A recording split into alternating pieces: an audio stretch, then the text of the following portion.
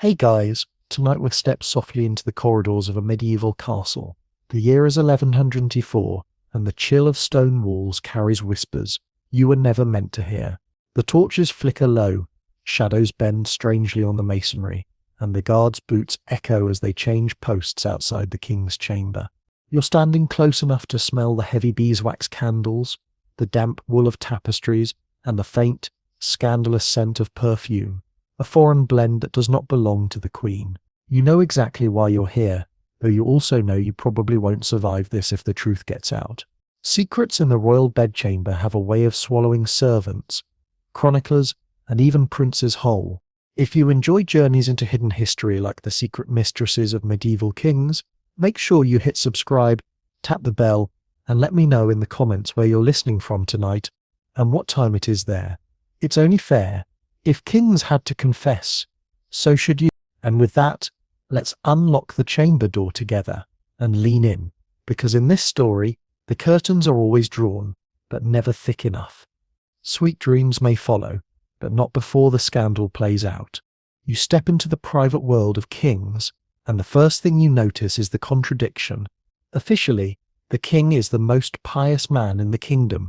He kneels before bishops, he funds monasteries, he processes in public with a crown gleaming like sunlight, but behind the thick oak door of his private apartments, there is another reality entirely.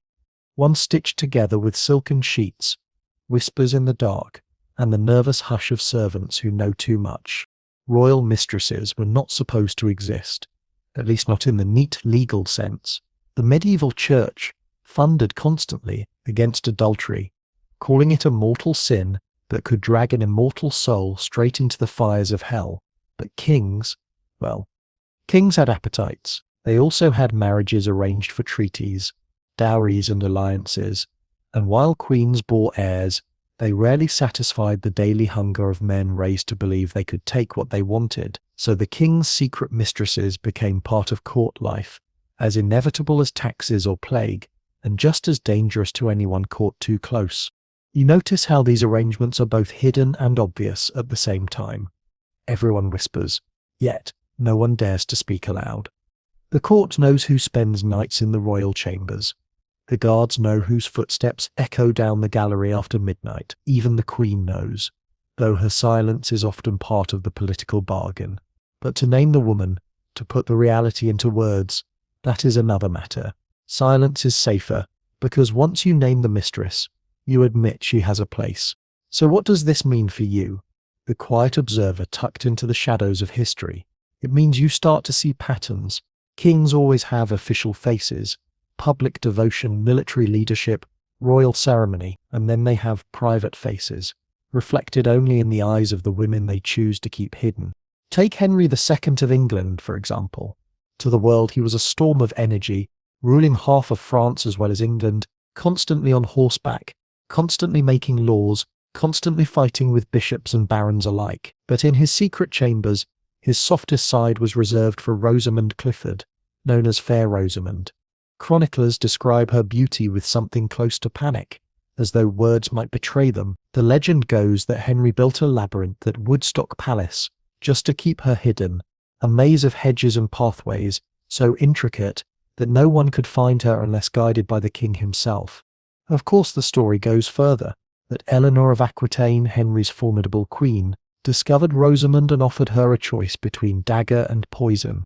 That little detail probably came from the fevered imagination of a monk, but the labyrinth itself, that may have been real, and whether the queen ever confronted Rosamund or not, what matters here is the pattern. Mistresses had to be concealed, yet everyone knew they existed. Concealment was theatre, and rumour was the chorus that sang it loud enough for history to hear. Now here's the thing about mistresses in medieval Europe. They were not all doe-eyed maidens tricked by a king's charm. Some were women of sharp ambition, pushed forward by families who knew that a royal affair could mean gold, land and titles. Others were widows or noble women, looking for protection. Still others were simply caught in the whirlwind of royal desire, unable to say no to the one man in the kingdom who literally owned the prisons. Consent in this world was a complicated thing. If you said yes, you gained riches and favor. If you said no, you risked exile or worse. You glance around the chamber and see the signs of such arrangements everywhere. Perfumed oil jars from Italy, imported at insane expense. A silver mirror, rare and delicate, for a woman who needs to arrange her hair in the dim candlelight. Jewelry chests overflowing with pearls and garnets. Gifts that might outshine the Queen's own dowry. These are not just love tokens. They are receipts. Each trinket says, "This woman belongs to me," and everyone at court had better know it. Of course, belonging was never permanent. A mistress could rise from obscurity to wealth in a season, only to be cast aside. The next kings were fickle, their attention easily pulled by novelty, so behind every affair was the gnawing knowledge that it might end in disgrace. That's why secrecy mattered. It gave the illusion that something lasting could be built in the dark, but secrecy also bred stories. Picture yourself listening in the great hall after supper, where nobles drink too much wine and minstrels strum lutes. Gossip moves faster than fire on dry thatch. Someone mentions the king's new hunting companion. Another chuckles about the maid who spends more time in the chapel than the queen.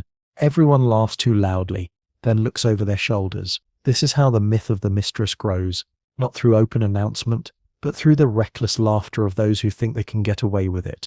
Sometimes, even the church joined in the spectacle.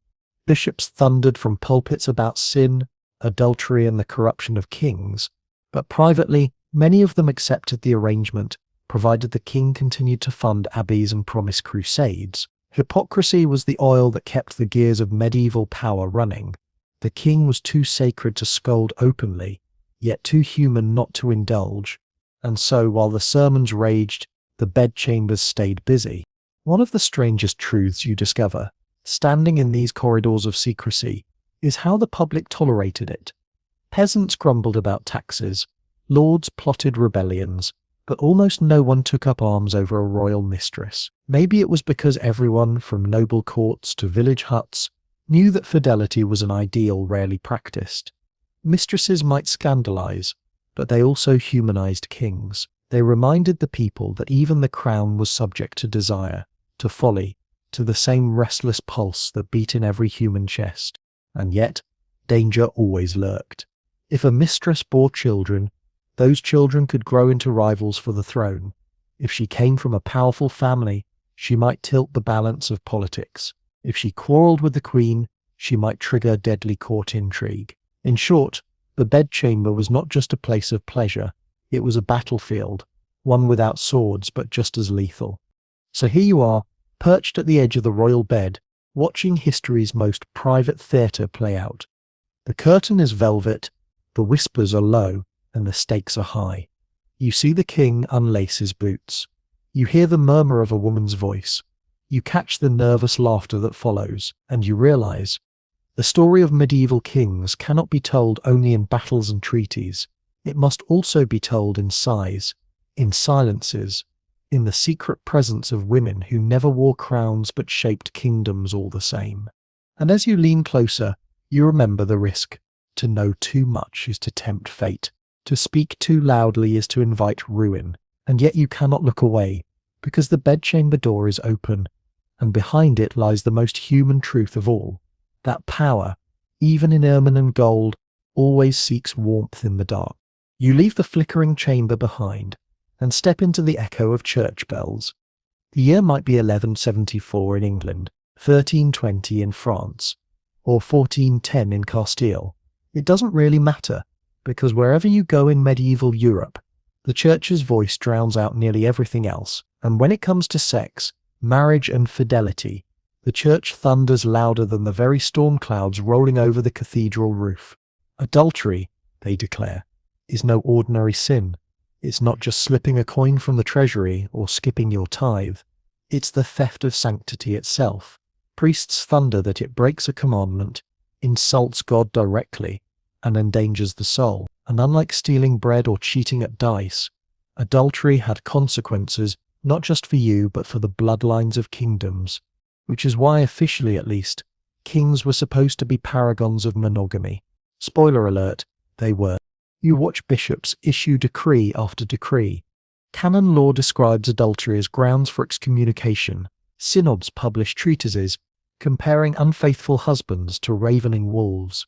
Theologians debate whether even a lustful glance counts as a mortal sin. Good luck to any medieval king in a crowded banquet hall. Confession manuals, yes, those existed, instruct priests to interrogate parishioners with helpful questions like, "Have you lain with another man's wife? And how many times?" The implication is clear. Sin is not vague. It can be counted, measured, punished, and yet, there's the rub. When it came to kings, enforcement was selective. Picture a small-town miller hauled before an archdeacon for keeping a mistress. He's fined, flogged, or forced to crawl to church barefoot in penance. But the king, builds an entire hunting lodge for his favourite companion, and the bishops might cluck their tongues, but they don't dare strip the crown from his head. The church's rules on adultery were absolute in doctrine, flexible in practice. Still, that flexibility came at a cost. Kings who flaunted mistresses too boldly risked open conflict with church leaders. Think of King Philip I of France, who in the late 11th century ditched his wife Bertha of Holland and took up with Bertram de Montfort, the wife of another nobleman. It wasn't a casual fling. He basically staged a royal homewrecking. The Pope excommunicated him not once, but twice.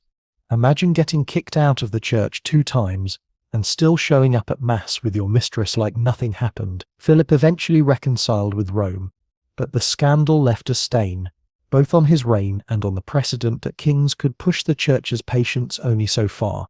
And yet, while the pulpit thundered, the palace whispered, because everyone knew the truth. Behind the facade of sermons and censures, human desire had no respect for canon law. Kings weren't monks. No matter how many processions they attended or how often they kissed relics, they were men who fought wars, rode horses, and drank barrels of wine. The idea that such men would never seek companionship outside dynastic marriages was as unrealistic then as it sounds to you now. But here's the delicious irony. Sometimes the church itself benefited from looking the other way. If a king kept a mistress quietly, and the queen remained in her role, producing heirs, the political machine kept turning. Taxes flowed, monasteries were funded, crusades were launched. Everyone pretended not to see the shadows slipping down the gallery at night. Silence was cheaper than rebellion. Still, the church wasn't powerless.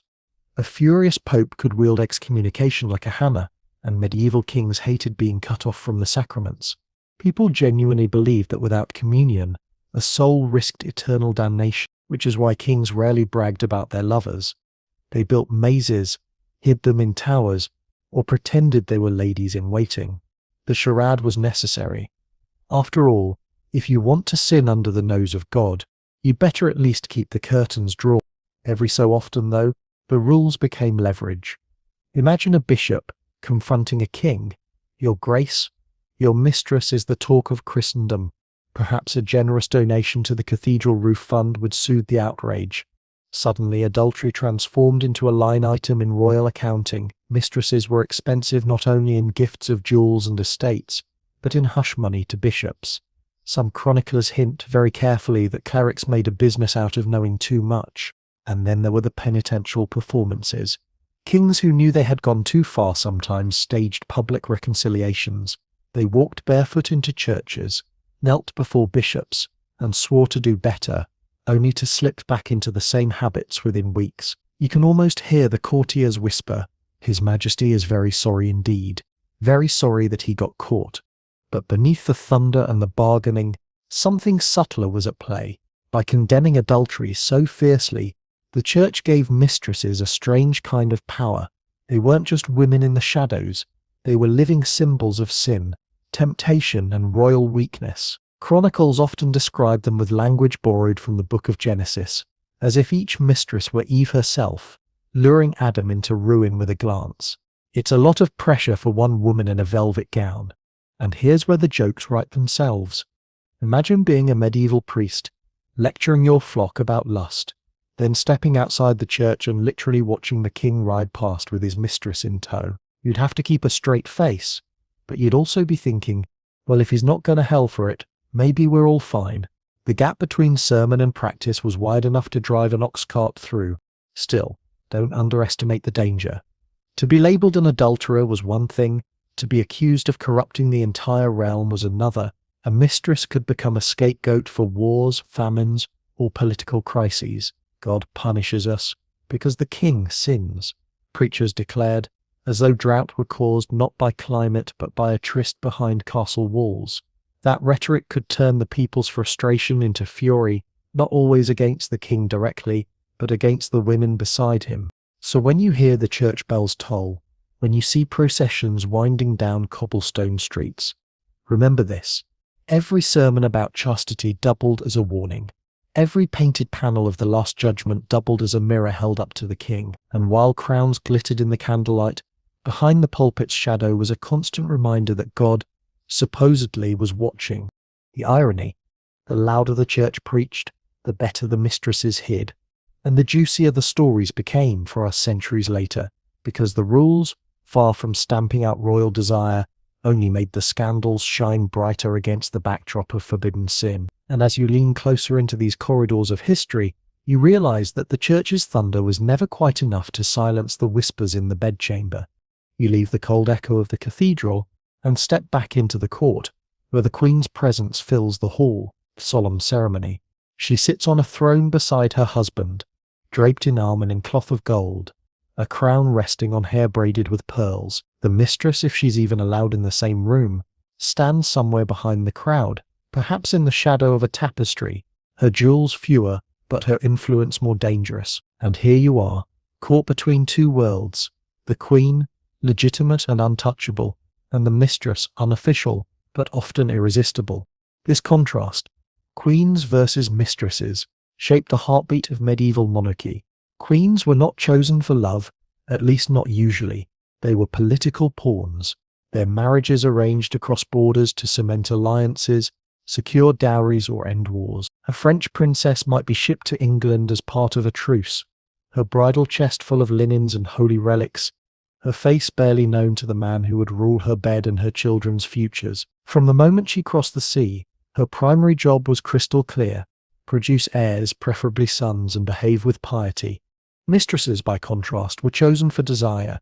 They represented the king's personal taste, beauty, charm, wit, sometimes just availability. Where queens embodied duty, mistresses embodied freedom. You see it in the way they laugh at feasts, untethered by protocol, their glances meeting the king's, across crowded halls with sparks the queen could never risk. Queens prayed with bishops and walked in solemn processions. Mistresses slipped down torchlit galleries and whispered in bed. But don't mistake the queen for powerless. A royal consort had armies of allies, noble families, bishops, foreign courts, and her dignity was guarded fiercely. To publicly humiliate a queen with an obvious mistress was a gamble that could unravel the stability of an entire kingdom, which is why kings often staged a balancing act. Keep the queen honoured in public, the mistress hidden in private. Fail at that balance, and you could have rebellion in your lap. Consider Eleanor of Aquitaine, married first to Louis VII of France, then to Henry II of England. She knew more than anyone how mistresses could undercut a queen's authority. While Louis was so devout he barely touched her, they had 2 daughters in 15 years, which medieval gossips found suspicious. Henry's passions were volcanic. His affair with Rosamund Clifford was no simple fling. Everyone knew, and Eleanor, fiercely proud and politically sharp, would not have taken such humiliation lightly. Chroniclers, who adored a good scandal, painted Eleanor as a jealous queen hunting Rosamund through Henry's maze. Whether the story is true or not, the symbolism remains. A queen could never allow a mistress to eclipse her entirely. To do so was to risk being sidelined, abandoned, or even divorced. Other queens tried different strategies. Some ignored mistresses entirely, swallowing the insult in exchange for maintaining their own power at court. Think of Isabella of France, wife of Edward II of England. Her husband's favourites were men rather than women, Piers Gaveston and later Hugh Despenser, but the principle was the same. Isabella tolerated it for years, until the favouritism threatened her son's inheritance and her own status. Then she struck back with rebellion, invasion, and deposition. Queens might have endured mistresses, but they never forgot. Still, the mistress's position was precarious too. She had no crown, no legal rights, no permanent security. Her power lasted only as long as the king's affection burned hot. A queen could endure decades. A mistress could vanish overnight, replaced by a younger rival. You can almost hear the whispered warning in the castle corridors, "Enjoy it while it lasts, my lady, for love ages faster than wine." And yet, mistresses wielded a kind of influence queens often couldn't. Queens were bound by protocol, watched by envoys, hemmed in by councils. A mistress, slipping into the king's ear after midnight, might sway decisions in a way no public petition ever could. "Sign this charter, my love," she murmurs. "Pardon this height. Grant that land." The queen had authority by law. The mistress had authority by intimacy. Which one mattered more? That depended entirely on the man in the crown. Here's where the humour of history sneaks in. Picture a medieval noble watching the queen ride in a procession, solemn as the Virgin Mary, while whispering to his friend, "Yes, but who actually decides what the king eats for supper?" Or imagine the queen giving a stiff public speech while the mistress chooses the wine for the feast. The kingdom might officially belong to the crowned couple, but in practice the balance shifted constantly, and everyone knew it. Of course, this dynamic sparked endless gossip. Queens were painted as long-suffering saints or as jealous harpies, mistresses as irresistible temptresses or scheming witches. Neither image was fair, but both stuck. Chroniclers loved drama more than accuracy, and the tension between the lawful wife and the unlawful lover gave them enough material to fill pages with ink-stained glee. And sometimes queens and mistresses collided directly. One French tale tells of Queen Isabeau of Bavaria, wife of Charles VII, who supposedly confronted her husband's mistress, Odette de Chandivers. Rather than erupt in fury, Isabeau reportedly accepted the arrangement, even befriended Odette, because the young woman kept the unstable king calm during his bouts of madness. In that case, the mistress wasn't just competition, she was an ally, a kind of unofficial caretaker. History loves its contradictions, but more often, rivalry was bitter. A queen might tolerate a discreet lover, but she could never ignore one flaunted openly. When kings paraded mistresses at feasts, dressed them in gowns as fine as the queen's, or granted them estates, the insult was public, and the queen's dignity bled away in front of courtiers. And dignity in a world obsessed with honour was worth as much as any army. You stand in the hall and feel the tension vibrate like a harp string. The queen lifts her jewelled cup with a hand steady as steel. The mistress laughs behind her fan. The king glances between them, oblivious or perhaps enjoying the silent duel. And you realise this isn't just bedroom drama. It's politics, played out with glances sharper than daggers. The stability of kingdoms depended on that fragile triangle. King, queen, mistress, break the balance, and entire dynasties could fall. So when we talk about queens versus mistresses, don't picture only personal jealousy or romance. Picture treaties, wars, inheritance rights, and the whispered prayers of bishops, trying not to get crushed between holy doctrine and royal desire. Picture women walking a tightrope, one gilded with a crown, the other dangling by the silk thread of affection. Both knew the stakes, and both played for survival in a world where love was never private, and secrets were never safe for long. You wander deeper into the castle, away from the grand halls and gilded chapels, into passages that no ceremonial guest would ever see.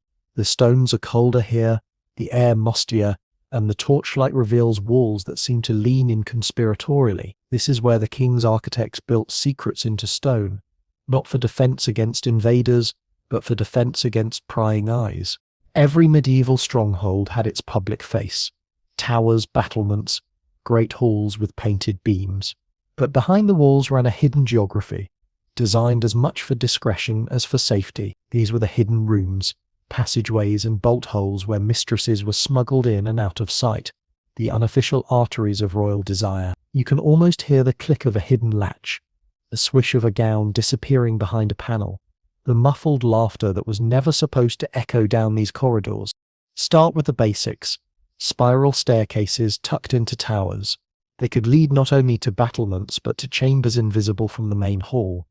Builders often created small oratories, dressing rooms and withdrawing chambers, places where only a handful of trusted servants might enter. In a royal palace, such chambers became the perfect rendezvous sites. If the queen's apartments were built for ceremony, full of attendants, clerks and guards, the mistress needed her own pocket of privacy. Legends exaggerate, of course. Chroniclers loved to write of labyrinths and secret gardens, like the famous maze at Woodstock where Henry II supposedly hid Rosamund Clifford. Whether the labyrinth was literal hedges or simply an isolated house within palace grounds, the principle was the same: concealment by architecture. The mistress was both shielded from the queen's wrath and displayed as a prize for those few invited into the secret.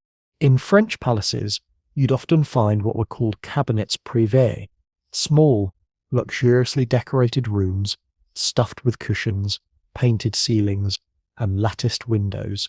These weren't just for reading poetry or storing jewels. They were intimate spaces where the king could meet a favourite companion without the endless parade of courtiers watching his every move. A queen's apartments were stately, a mistress's chambers were cosy, perfumed and candlelit. You run your hand over a carved oak panel and notice a hinge hidden in the pattern of vines. Push gently, and it swings open into a dark tunnel. Many castles had such passageways, narrow enough for one person to slip through, connecting the king's apartments to other wings. Officially, they were escape routes or servants' corridors. Unofficially, they were love tunnels. A king could disappear from the Great Hall, reappear in a mistress's chamber, and no one would dare question how he arrived so quickly. Some of these rooms were lavishly outfitted, paid for with treasure no chronicler could list openly. Imagine a chamber hung with imported silk tapestries, a feather bed from Venice, silver candlesticks from Bruges. These were tokens of secrecy and indulgence. Luxuries kept not for public display but for private pleasure. The irony is delicious. The very best treasures of Christendom, hidden away where only two people ever saw them. Servants, of course, knew everything. Pages, laundresses and guards were the invisible machinery of secrecy. They fetched water, carried letters, guarded doors. But they also held their tongues, because silence was as valuable as gold. A single loose word about the king's midnight habits could mean exile or death. You imagine a chambermaid, sweeping straw from the mistress's bedchamber, tucking away the evidence of last night, then kneeling in church the next morning, as if her lips had never formed a whisper. The queen, too, often sensed these hidden spaces. Some queens demanded keys to every room. Others pretended not to notice. The architecture of secrecy forced everyone into a charade. If the mistress's chamber was only a music room, then music it remained, even if no lute was ever carried inside. To acknowledge its true purpose was to spark scandal, and scandal was a fire no dynasty could easily quench. There's humour here. If you tilt your head, imagine medieval nobles, stiff in brocade and armour, endlessly debating taxes and treaties, while the real drama unfolds behind a panel in the king's own room. The state might hinge on a trade agreement with Flanders, but behind the wall, the king is busy making a very different kind of alliance. It's the kind of absurdity that makes history both tragic and funny. Entire armies waiting in mud while a king dallies in a hidden boudoir. Sometimes these hidden rooms left physical traces. At the Tower of London, historians point to bricked-up passageways and mysterious small chambers whose functions are never explained in official records. At Vincennes in France, the king's private tower had rooms accessible only by winding stairs and guarded doors. Scholars debate their purpose, but you don't need much imagination to guess. Kings didn't just need protection from assassins, they needed privacy from watchful eyes. And when secrecy failed, disaster followed. Rumours of hidden chambers could ignite fury in a queen or suspicion in the court. A mistress discovered in such a room could find herself expelled overnight, her possessions seized, her reputation ruined. What was once a sanctuary became a trap. You can picture the scene: a torchlit search, guards pounding on the panel, a woman clutching her jewels in terror as her world collapses. Hidden spaces were never completely safe. They always carried the risk of sudden exposure, but the allure of secrecy was part of the point. Kings who spent their lives in public craved moments away from the gaze of courtiers. A hidden room was more than a trysting place. It was a pocket of freedom. Here, the king could laugh, unburden his crown, even confess fears he'd never voiced to his council. The mistress, tucked into that secret chamber, was not just a lover, but a confidant, a witness to the man behind the crown. That intimacy was its own kind of power. So as you creep through these corridors, remember, castles weren't just fortresses of stone. They were stage sets, designed for both spectacle and concealment. For every great hall with banners, there was a hidden stair with shadows. For every throne room, a bedchamber. For every crown jewel, a trinket hidden under a pillow in a mistress's room. The architecture of secrecy wasn't accidental. It was part of the very structure of monarchy, as essential as moats or drawbridges. And if you ever find yourself wandering through a ruined castle, pause when you see a bricked arch or a sealed door. Imagine the silk slippers that once hurried through. The whispered laughter that once filled the dark behind those walls were the real stories, not the treaties and battles, but the secrets that kings tried to bury in stone, and which history with its mischievous memory has dragged back into the light. You step back into the warmth of the main hall, but the shadows of secrecy follow you. This time the story sharpens around one woman, Eleanor of Aquitaine. If queens were chess pieces in the game of medieval politics, Eleanor was a queen who knew how to play both sides of the board. Intelligent, fiery and formidable, she was no ordinary consort, but even she could not escape the whispering presence of her husband's mistresses. Eleanor's life was a tapestry woven with brilliance and betrayal. Born in 1122 into the powerful Duchy of Aquitaine, she inherited more land than most kings of her age.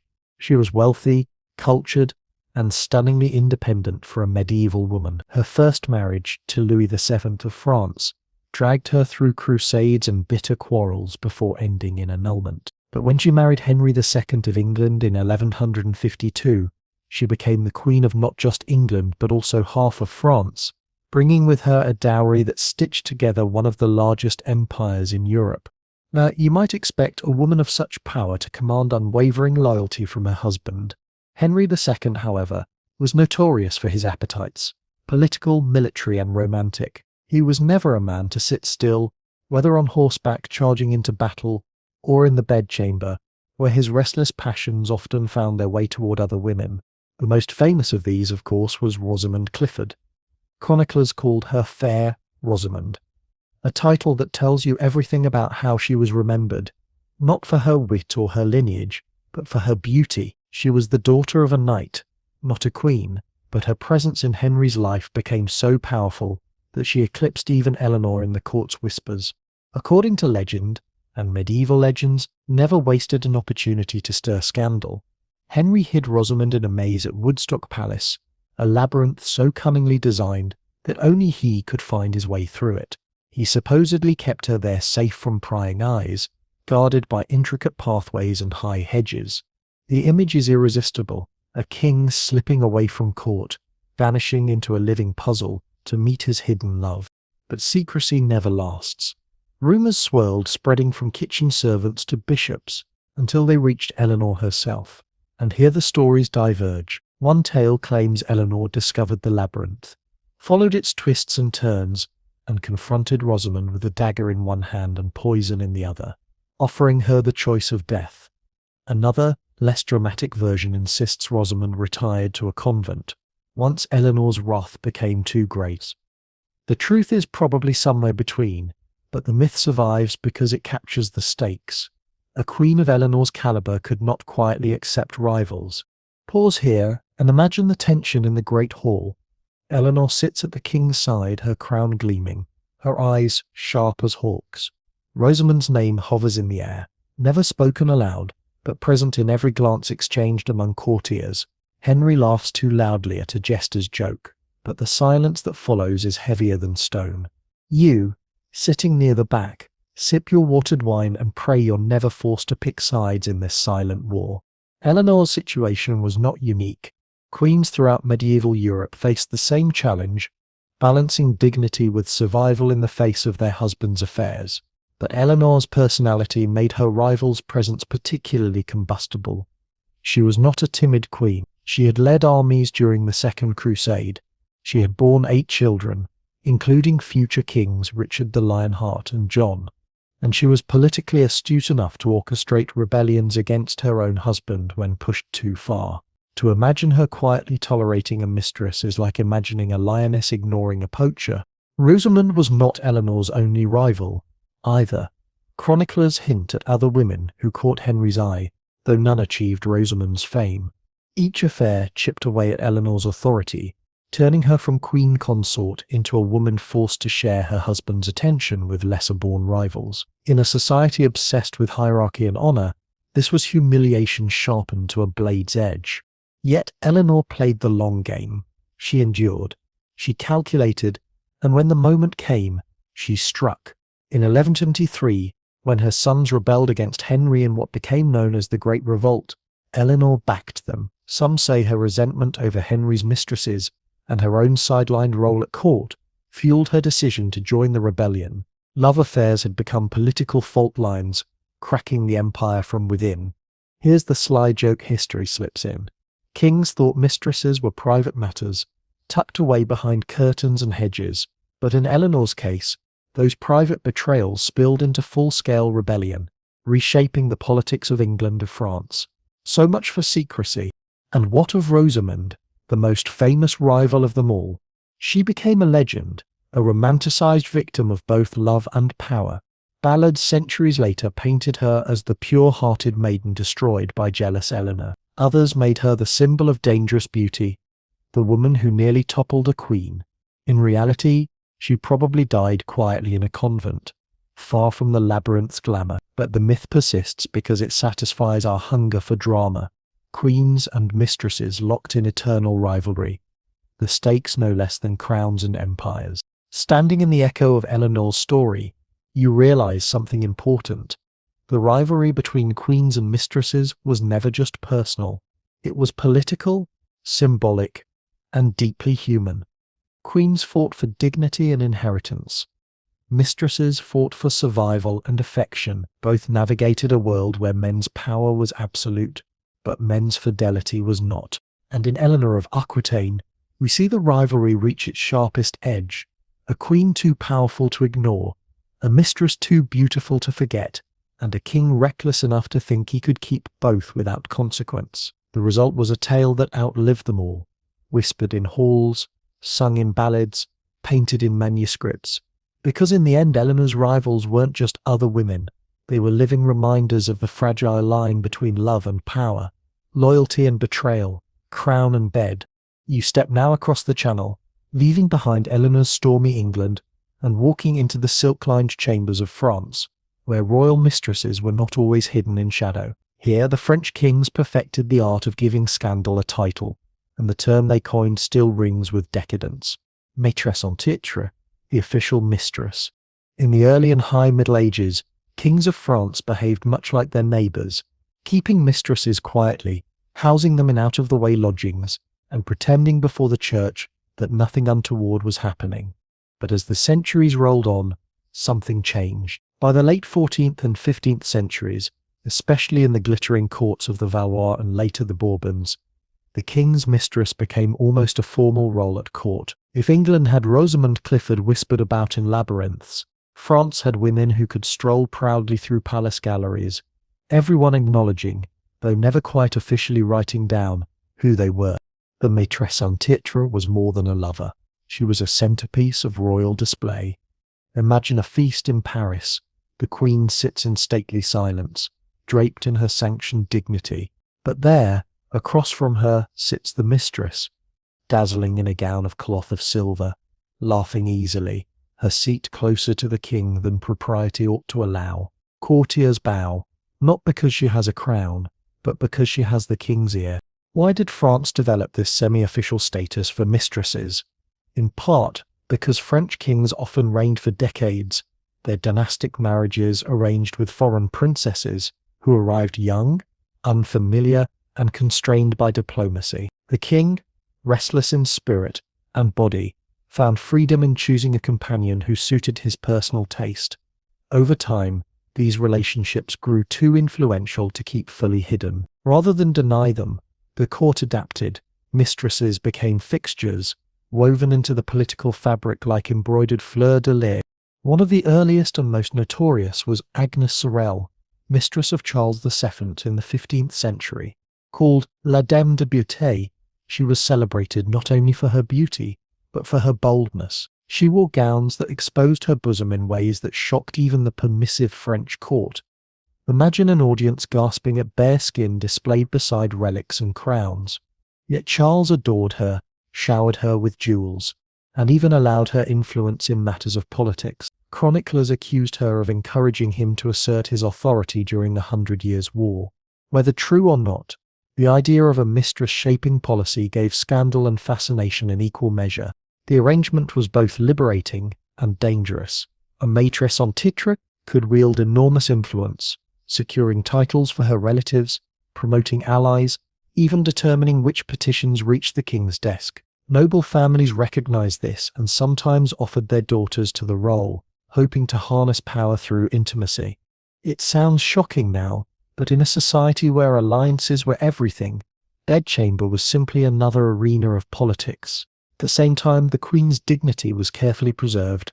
Publicly, she remained untouchable, the sacred vessel of dynastic continuity. Privately, she might see that or accept her rival's presence, but unlike in England, where queens like Eleanor battled mistresses tooth and nail, French queens often kept their composure, allowing the mistress to bear the brunt of gossip, while they themselves floated above the fray. The dance was delicate, but it kept the monarchy intact. Of course, not all French mistresses enjoyed happy endings. Agnes Sorel died young, likely from illness, though whispers of poison circulated. Others, like Odette de Chandivers, mistress of the mentally unstable Charles VI, lived precarious lives, cherished one moment, and sidelined the next. The position of maîtresse en titre came with wealth, yes, but also with the risk of swift disgrace. The higher the favour, the steeper the fall. Still, the French fascination with official mistresses grew. Later centuries beyond the medieval period proper would see women like Diane de Poitiers and Madame de Pompadour enshrined as icons of influence. But even in the medieval setting, the stage was being prepared. France was teaching Europe that mistresses, though technically sinful, could be transformed into political institutions. And the humour isn't lost on you. Imagine priests thundering in sermons about chastity, while courtiers at the Louvre discussed which jewels the king had gifted his mistress this week. Or think of noble women adjusting their veils, muttering about indecency, even as they pushed their nieces toward the king's gaze. Hypocrisy was as common at court as gilded goblets, and everyone drank deeply from both. Walking through a French palace, you see the architecture accommodate the mistress's role. Apartments are built not just for the queen, but for a favoured companion. A suite near the king's chambers, decorated with frescoes, furnished with Italian silks, becomes a permanent reminder of her presence.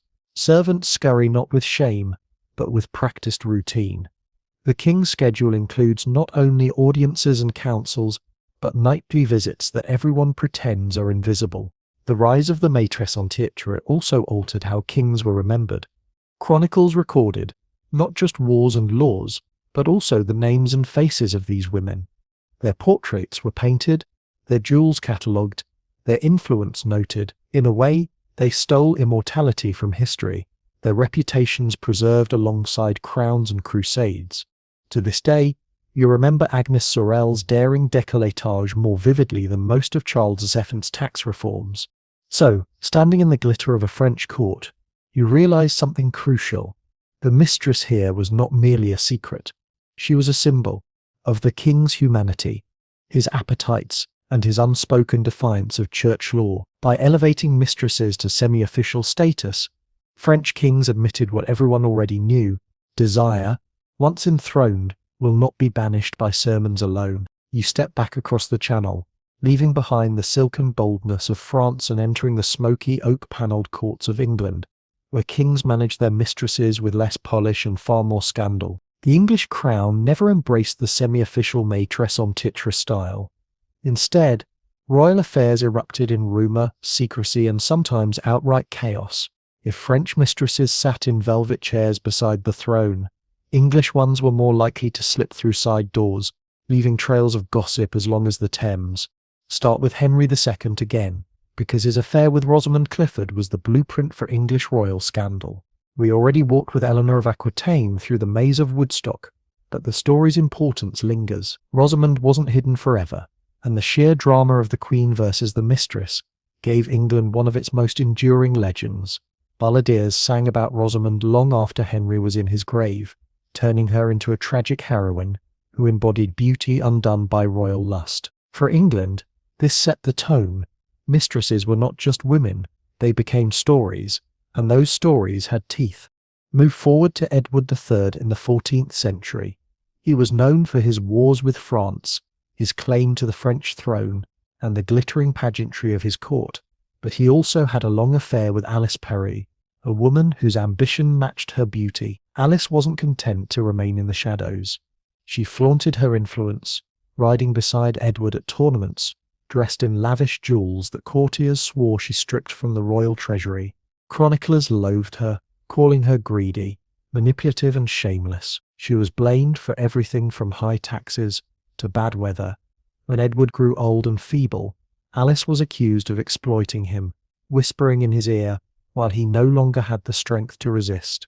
After his death, Parliament exiled her from court, though she clawed her way back later. Alice Perry showed how a mistress in England could become a political lightning rod, her name spit out by angry nobles as shorthand for corruption. Then there was Edward I in the 15th century, whose appetite for mistresses was so legendary that even his allies raised eyebrows.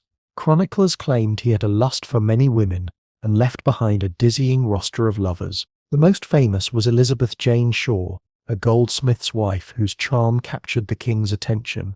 Unlike Alice Perez, Jane Shaw was remembered fondly. She was witty, gracious, and generous, often using her influence to intercede on behalf of petitioners, but her fate turned sour after Edward's death. When Richard III seized the throne, Jane was accused of witchcraft and paraded through London in public penance, barefoot in her shift, as a warning to all. Her story illustrates the double-edged sword of royal favour, adored one moment, humiliated the next. And let's not forget King John, the villain of Robin Hood tales. His reputation for lechery was so strong that even medieval chroniclers, not exactly prudes, described him as insatiable. He was accused of seducing noble women and even abducting brides from their weddings. His affairs enraged barons as much as his taxes did, and some historians argue that his scandalous private life contributed to the rebellion that forced him to sign Magna Carta in 1250. Picture it, one of the most famous legal documents in history, born partly from a king's inability to keep his hands to himself. The English mistresses, unlike their French counterparts, rarely enjoyed sustained acceptance. They were either demonized, like Alice Perez, or turned into cautionary tales, like Jane Shaw. England had a streak of puritanical outrage centuries before the Puritans themselves. The court tolerated affairs, but the public, and especially the chroniclers, loved to heap blame on the women, accusing them of corrupting the king and draining the kingdom. You can almost hear the tavern jokes. A peasant downs his ale and says, "Aye, the king's treasury is empty again. Must be another mistress with sticky fingers." It was easier to blame the woman than to admit the king himself had squandered funds. Mistresses became scapegoats, walking symbols of everything wrong with the monarchy. Yet the human side slips through. In the private letters of nobles, you find hints of affection, of kings genuinely drawn to women for more than lust. Edward I's fondness for Jane Shaw seems to have been as much about companionship as beauty. Henry II's obsession with Rosamund was remembered in ballads because it felt like love, not just indulgence. These affairs remind you that even kings, armoured, crowned, and enthroned, still yearned for laughter in the dark and a hand to hold. Of course, the danger of bastards loomed over every scandal. Edward I fathered illegitimate children through multiple mistresses, some of whom later played roles in the Wars of the Roses. Henry I, earlier in the 12th century, produced so many illegitimate offspring, over 20 acknowledged bastards, The historians joke his greatest dynasty was not on the throne, but in the nursery. Each child was a potential pawn, a potential rival, or a potential embarrassment. The line between the royal bed and the battlefield was frighteningly thin. And then there's the sheer irony. While bishops thundered against adultery and chroniclers wagged their pens, ordinary people sometimes cheered for the mistresses. Jane Shore, punished by Richard III, became a symbol of defiance against tyranny. Alice Perez, though reviled, fascinated the public with her audacity. Rosamund Clifford became the star of romantic poems centuries later. The very scandals that threatened to destroy them gave them immortality. Standing in an English hall, you feel the contradictions pile up. Kings preached piety, but their affairs filled the air with whispers. Queens tried to maintain dignity, but rivals strutted in jewels paid for by taxes. Mistresses were both reviled and adored. Scapegoats and heroines, hidden shadows and public spectacles. And you, listening to the crackle of the hearth, realize why English royal scandals echo louder than most. It wasn't because the kings had more affairs. It was because England, with its chroniclers, poets and gossip-loving public, turned those affairs into theatre, from labyrinths to public penance, from whispered accusations of witchcraft to the songs of balladeers. Mistresses here weren't just women. They were stories, and the English loved nothing more than a story laced with sin, sorrow, and scandal. You've walked through secret corridors and whispered scandals, but now you step into the nursery, and suddenly the stakes sharpen like the edge of a sword, because mistresses did not only share the king's bed, they bore his children. And in a world where dynasties rose or fell on the strength of bloodlines, those royal bastards became both treasures and threats. Picture the scene: a torchlit chamber, hushed with secrecy. A mistress lies in childbed, her attendants sworn to silence. Outside, guards pace, ensuring no curious courtier slips inside. When the baby's cry finally pierces the night, it carries more weight than the clang of armor. This child will not wear a crown, but he or she might topple one. Let's start with the sheer scale. Kings were prolific, and not just in legitimate heirs. Henry I of England, son of William the Conqueror, is the undisputed champion here. Chroniclers claim he fathered more than 20 acknowledged illegitimate children, perhaps closer to 30. He spread them across the kingdom like seeds, marrying his daughters into noble families, rewarding his sons with land and offices. His bastards became bishops, earls and knights, stitching his influence deep into the realm. But there was a problem. When his only legitimate son, William Adelin, drowned in the White Ship disaster of 1120, the abundance of bastards was useless. None were eligible for the throne. Instead, England spiraled into civil war, a grim reminder that illegitimacy might strengthen a dynasty's roots, but could not sit on its trunk. Other kings used bastards as pawns in power games. John of Gaunt, son of Edward III, openly acknowledged his children with Catherine Swynford.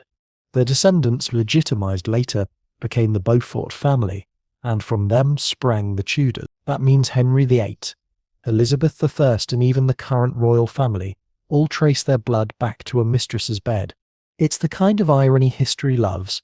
Dynasties fighting bitterly to exclude bastards, only to find their crowns resting on bastardy centuries later. But for every success story, there was danger. Royal bastards threatened legitimate heirs simply by existing. A strong, charismatic son of a mistress could rally factions of the nobility, challenging the crown's official line. In a society obsessed with blood, the difference between legitimate and illegitimate was both everything and nothing. The king's blood ran in both veins. People whispered, why should the accident of marriage determine destiny? Take Edward IV's brood in the Wars of the Roses. He fathered legitimate sons with Queen Elizabeth Woodville, but his acknowledged bastards complicated loyalties. Some noble families supported the bastard children, seeing them as potential rivals to the official princes in the Tower. Rumour became weapon, and rumour turned to war. And don't overlook the daughters. While they couldn't inherit thrones, they were priceless for alliances. A king could marry a bastard daughter to a loyal knight or minor noble, cementing bonds of gratitude. It was a cheaper, quicker tool than arranging a foreign marriage for a legitimate princess. Henry I used his illegitimate daughters this way, scattering them into noble houses like seeds of obligation. Each marriage made the family more loyal to the crown, though perhaps less loyal to the queen, who had to watch her husband's offspring rise in rank, while her own children struggled for survival. The church, naturally, frowned on this proliferation of royal bastards. Sermons thundered that kings should repent, that illegitimate children were stains on the moral fabric of Christendom. Yet even bishops couldn't ignore the reality. Many bastards were granted bishoprics themselves, a neat arrangement that allowed the king's blood to seep into the church's hierarchy. Imagine the irony of confessing your sins to a bishop who was himself the product of his father's sins. You can sense the humour here. Medieval kings loved to pose as defenders of morality, upholding law and order, while leaving entire villages whispering about the number of their natural children. A modern audience might chuckle at the hypocrisy, but for medieval subjects it was deadly serious. Every extra child increased the risk of succession crises, civil wars, and dynastic bloodshed. The nightmare scenario was always the same: a weak legitimate heir, overshadowed by a strong illegitimate sibling. Whispers turned into factions, factions into armies. The wars that followed rarely ended with tidy resolutions. Look at William the Conqueror himself. He was born a bastard, nicknamed William the Bastard in his youth, yet clawed his way to power, conquered England, and turned his insult into a crown. His example haunted courts for centuries. If one bastard could seize a throne, why not another? Queens, of course, bore the brunt of the humiliation. Every bastard was a living reminder of betrayal. Imagine sitting at a feast while your husband's illegitimate child toddled past, cheered by courtiers too eager to flatter the king. Some queens tolerated it, others seethed in silence, but none could erase the shame. Even if a bastard posed no threat to the throne, they threatened the queen's dignity, and dignity was political currency. Mistresses themselves faced peril too. A child secured their place in the king's affections, for a while, but it also painted a target on their backs. Rivals at court, jealous queens, even ambitious nobles could see the bastard child as a pawn worth eliminating. More than one infant vanished into monasteries or foster care, tucked away to prevent trouble. Royal nurseries could be as dangerous as battlefields. And yet, despite the dangers, bastards often thrived. Many were well educated, given lands, and raised as nobles in all but name. They lived in a twilight world, too exalted for obscurity, too illegitimate for crowns. Some embraced the ambiguity, others spent their lives gnawing at its edges, forever aware that their blood was both privilege and curse. As you walk through these nurseries of history, you hear the cries of children who will never be kings, but who might spark wars that shape kingdoms. You see their mothers, mistresses, who held the king's heart for a season, now clutching infants who embody both love and danger, and you realize the true legacy of royal mistresses wasn't only scandal or jewels. It was flesh and blood born into a world where a name meant survival, and the wrong name could doom an empire. You leave the nursery's cries behind and follow the echo of voices drifting through the stone corridors, voices that carry further than sword clashing, or parchment sealed with wax. This is the realm of gossip, the most dangerous currency of any medieval court. If royal bastards threatened dynasties with their blood, then court gossip threatened them with words. And in an age where parchment was precious and tongues were loose, stories of kings and their mistresses spread like wildfire across Europe. Imagine the scene after a feast. The king withdraws to his chamber, the queen retires in silence, and the courtiers linger over spiced wine. That's when the whispering starts. A knight leans across the table.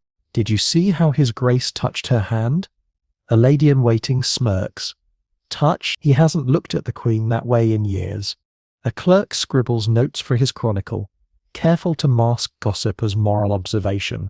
By the time the candles gutter out, the king's secret is no secret at all. The court was a breeding ground for rumour. Servants carried trays, fetched wine, stoked fires, and saw everything.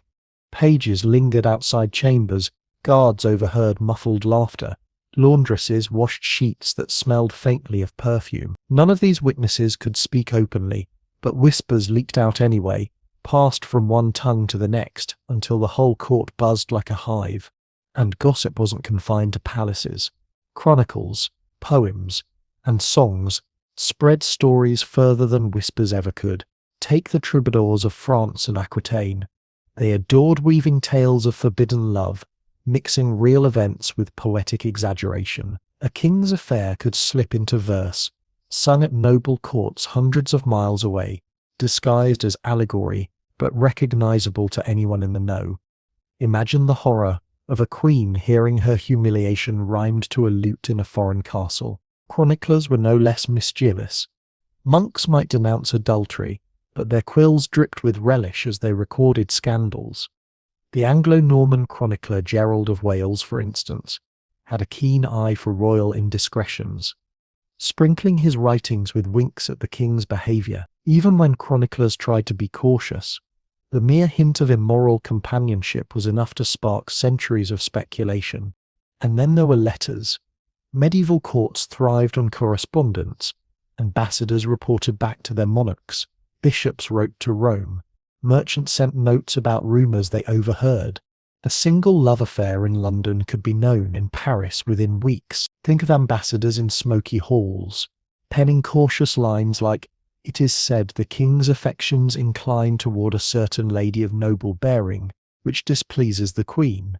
That careful phrase concealed entire storms of jealousy, intrigue, and political consequence. The church, too, became both watchdog and megaphone.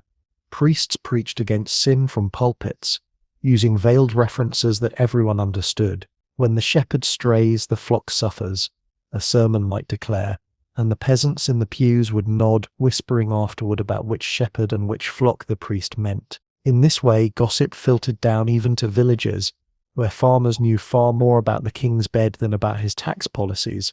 Some mistresses became legends, precisely because gossip refused to let them die.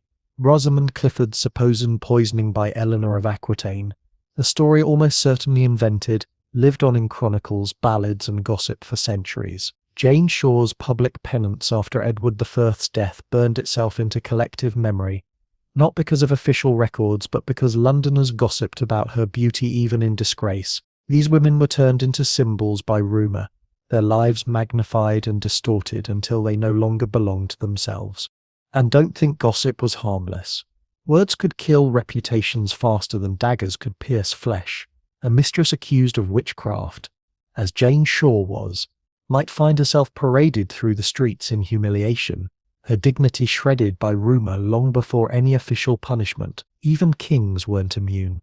A monarch who appeared too swayed by a mistress risked losing respect from his nobles, who muttered that he was ruled not by crown or council, but by a woman's whispers in bed.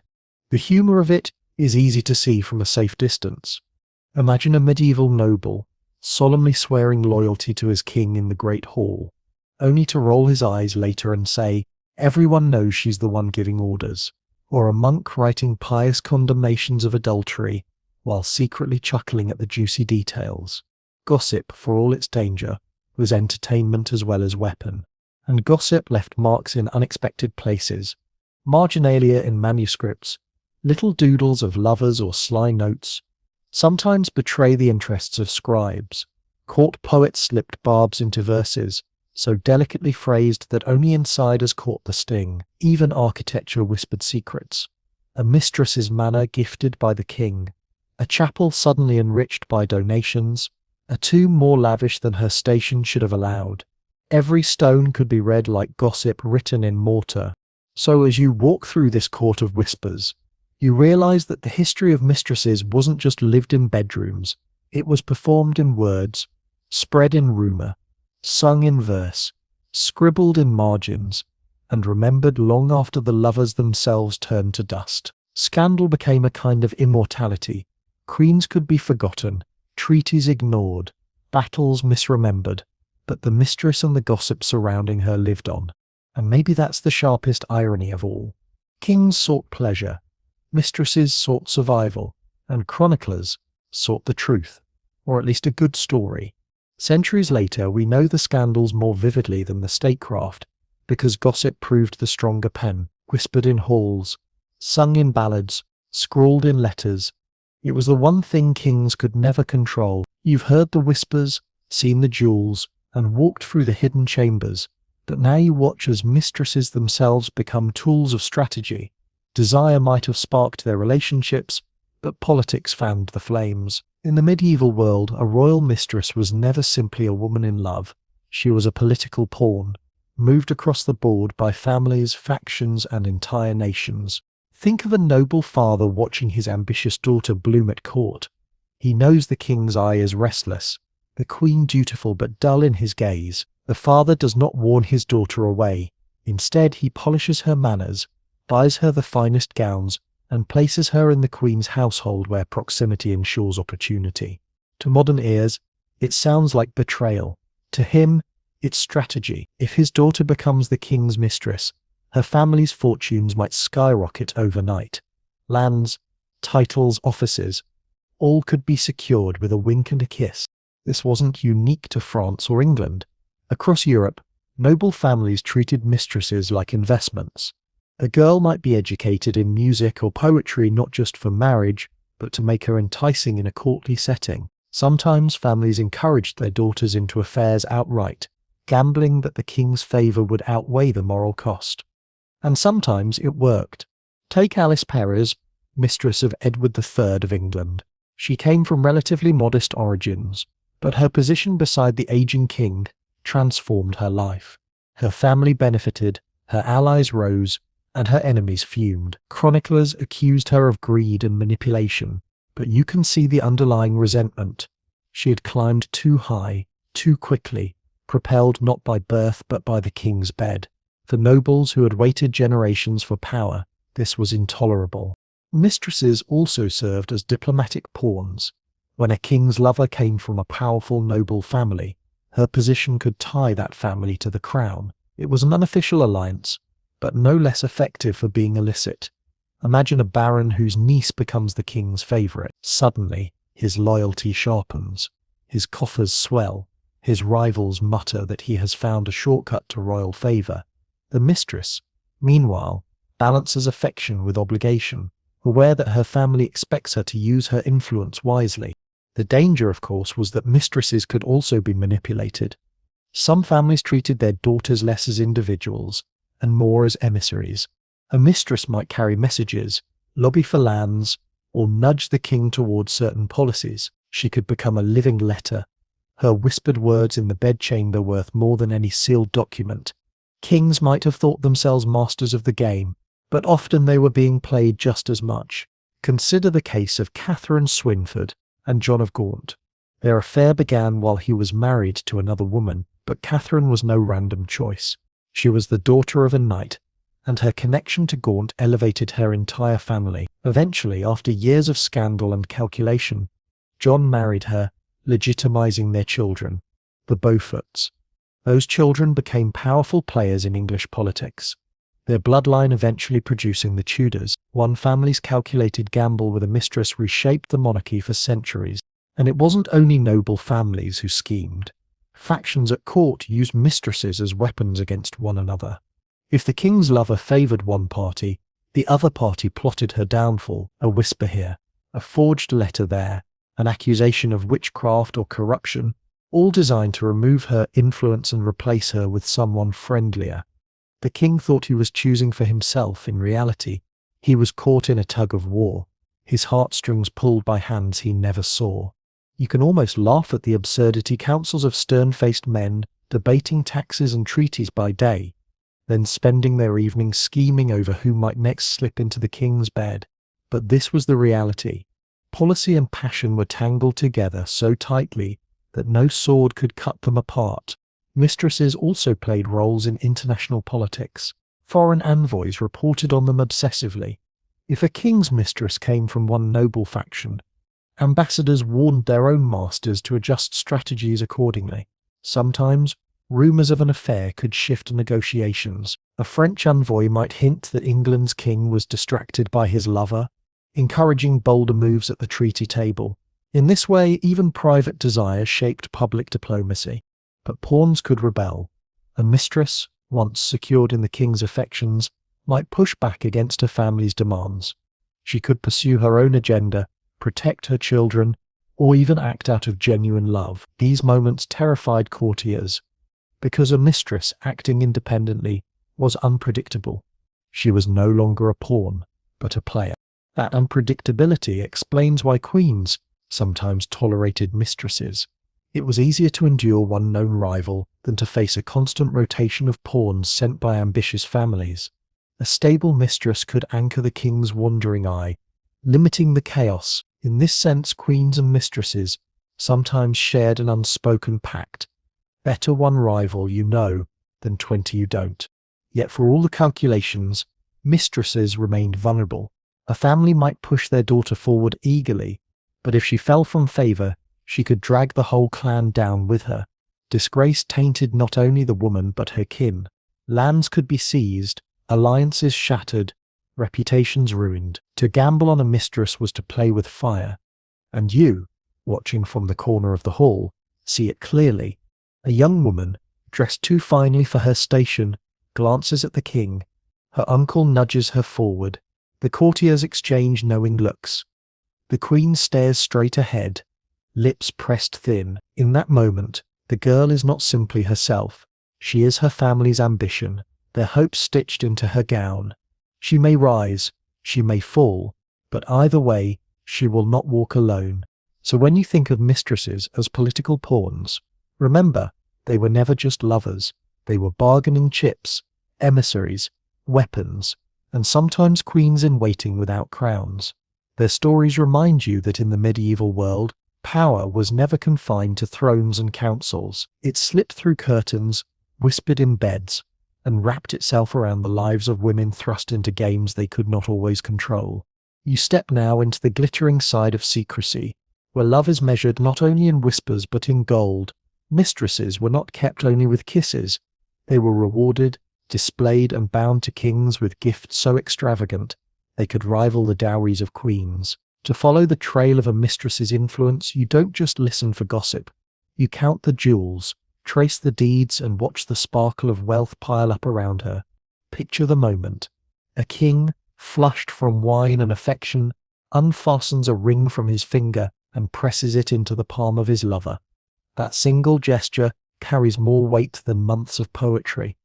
A jewel is more than adornment. It is proof, a receipt of intimacy. Courtiers notice when a ruby vanishes from the royal treasury and reappears glittering on a woman's neck. Queens notice too, though they might say nothing. Every jewel glimmering on a mistress was both decoration and declaration. The gifts were not always subtle. Castles themselves could change hands in the name of love.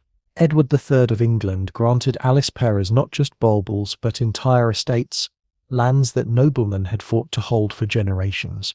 Suddenly, Alice's name appeared in deeds and records, her coffers filling with rents and revenues. Chroniclers seethed, accusing her of draining the kingdom, but the king's affection was law, and parchment bore his will in black ink. French kings were no less generous. Agnes Sorel, Charles VII's mistress, received diamonds, pearls and gowns embroidered with gold thread. She was the first French woman recorded as wearing diamonds publicly, a fashion that shocked and dazzled in equal measure. It was as though Charles wanted the world to see not only his affection, but his wealth, flaunted through the woman at his side. Mistresses turned into walking treasuries, their very presence a reminder of the king's indulgence. Luxury also meant houses, sometimes entire palaces. Mistresses were lodged in manor houses near royal residences, easy to reach by secret passages or late-night rides. Henry II gave Rosamund Clifford the retreat at Woodstock, complete with gardens and legend insists a labyrinth. Later kings housed their lovers in London manors, conveniently close to Westminster. The architecture of love was as permanent as stone, though just as vulnerable to demolition when affections called. Clothing was another canvas of affection. While queens were draped in regalia befitting their role, mistresses often wore garments that pushed fashion's edge. Alice Perrers shocked observers by riding beside Edward III in gowns sparkling with stolen jewels, a spectacle so brazen it left chroniclers sputtering. Agnes Sorel's low-cut dresses provoked scandal, but also set trends among ladies at court. Kings revelled in displaying their mistresses as both ornaments and trendsetters, daring the world to gasp. And then there were pensions. Many mistresses received regular incomes, annual grants that ensured their comfort long after the affair cooled. Sometimes these payments were disguised as for services rendered or in gratitude, but everyone knew the truth. A pension was hush money, affection money, loyalty money, all rolled into one. It kept a mistress safe, ensured her silence, and maintained her dignity, even when her place at court vanished. The humour, of course, lies in the extravagance. Imagine barons grumbling over taxes to fund wars in France, while watching the king hand over a manor to a woman who played the lute well, or peasants coughing in winter paying tithes to churches, while hearing rumours that the king's lover just received a necklace worth more than their entire village. The inequality was glaring, and gossip sharpened its teeth on every extravagant gift. But gifts were not merely for show. They were weapons of power. A jewelled ring bound a woman to the king, but it also made her vulnerable. If she fell, the very treasures she owned could be turned into evidence against her. Alice Perrers was stripped of her estates after Edward's death. Accused of corruption, Jane Shore was forced to march barefoot in public penance, her finery replaced by rags. The same wealth that elevated mistresses could also drag them into ruin. Sometimes gifts passed to children, securing the future of royal bastards. Lands, titles and incomes ensured these children lived comfortably, if not royally. Henry I's bastards were often showered with lands, their mothers rewarded with security in exchange for loyalty. Gifts became investments in dynastic stability, softening the scandal of illegitimacy with the balm of wealth. There were subtler gifts too, access to knowledge, for instance. Mistresses might receive rare books, instruction in music, or even the company of poets and scholars. Catherine Swynford, beloved of John of Gaunt, was not merely adorned with jewels. She became patroness of literature, her presence inspiring chroniclers like Chaucer, who was close to the Lancaster Circle. In such cases, gifts created legacies that reached beyond bedchambers, weaving mistresses into the cultural fabric of Europe. And yet, through all the glitter, danger lurked. A lavishly adorned mistress drew envy like iron draws rust. Nobles sneered, queens simmered, chroniclers sharpened their quills. Each new diamond risked turning affection into scandal. The brighter the jewels, the darker the rumours. As you walk through the gallery of history, you see these women not only in silks and pearls, but in shadows and risk. A necklace is not just beauty, it is responsibility, a heavy chain binding mistress to king, mistress to politics, mistress to the judgment of centuries. So when you imagine the gifts of power and luxury, don't think only of sparkle. Think of the weight. Each jewel whispered, "You are loved, for now." Each manner promised, "You are secure, until you are not." Each gown declared, "You are chosen, but never safe." And in those contradictions you glimpse the truth. Mistresses lived in a gilded cage, its bars made of gold and silk, its key held by a king who might turn it at any moment. You've watched gifts sparkle in candlelight, but now the glitter dims, because behind every necklace, behind every manor granted, there was always another presence, the queen. For all their wealth and beauty, mistresses lived under the shadow of the crowned wife, a woman who might be silent, might be patient, but was never powerless. Jealous queens could tolerate, scheme, or strike back, and when they did, the punishment was rarely gentle. Step into the queen's chambers. They are larger than the mistresses, filled with relics, embroidered cushions, and the heavy air of ritual dignity. Here the queen commands her household, her ladies, her chaplains. She does not need to speak of her husband's betrayals. The silence of her attendants carries that weight. And yet, she is not helpless. A queen had allies, her natal family, foreign courts, bishops, eager to support her dignity. Mistresses might bask in the king's affection, but queens sat on a throne that could not easily be overturned. Consider Eleanor of Aquitaine again. The legend of her offering Rosamund Clifford a choice between dagger and poison may be myth, but it reflects a truth. Queens were imagined as avengers, the lawful wife taking vengeance on the interloper. The very popularity of the tale shows how society understood the rivalry. A mistress could be beautiful, but a queen could be lethal. In other cases, queens wielded subtler punishments. They might pressure the king quietly, reminding him of alliances threatened by his affair. They might isolate the mistress socially, ensuring her exclusion from court ceremonies. Or they might whisper to chroniclers and ambassadors, blackening the rival's name until her reputation crumbled. Queens had less freedom in passion, but far more weapons in politics. Some queens went further, orchestrating outright banishment. Isabella of France, wife of Edward II, endured years of humiliation while her husband lavished attention on favourites like Piers Gaveston and Hugh Despenser. Eventually, she turned from endurance to rebellion, raising an army and deposing Edward. Her vengeance was not limited to her husband. The Despensers met brutal ends, dragged through the streets as symbols of corruption. Mistress or favourite, it made little difference. Queens could transform jealousy into revolution. In France, queens often endured mistresses more publicly, but even they could strike. When Charles VI fell into madness, his mistress Odette de Champivers became his caretaker. Queen Isabeau of Bavaria tolerated her, even relied on her, yet Odette's position remained precarious. Once the king died, she was swept aside, her service forgotten, her influence erased. Queens didn't need to kill rivals. Time and widowhood could punish more effectively than poison. Not all queens struck openly. Some endured quietly, turning their suffering into piety. Blanche of Castile, mother of Louis Knights of France, was remembered as a saintly figure, guiding her son to holiness. Chroniclers imply she tolerated Louis VIII's affairs, choosing to rise above jealousy, but that tolerance was political calculation. By refusing to dirty her hands, Blanche preserved her dignity untarnished, a weapon sharper than daggers. For mistresses, the queen's reaction was always a looming threat. A smile at court might conceal loathing. A polite word could mask schemes already in motion. To cross a queen was to risk not only disgrace but ruin. Imagine being a mistress, walking into a feast and meeting the queen's gaze. Her crown gleams, her expression unreadable. Does she know? Does she plan? Every sip of wine tastes like poison under such eyes. And yes, there is humour in the absurdity.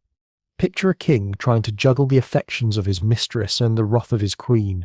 He brings jewels to one, promises to reform to the other, and ends up pleasing neither. Chroniclers, with dry wit, often described kings as caught between the fire of love and the frost of duty.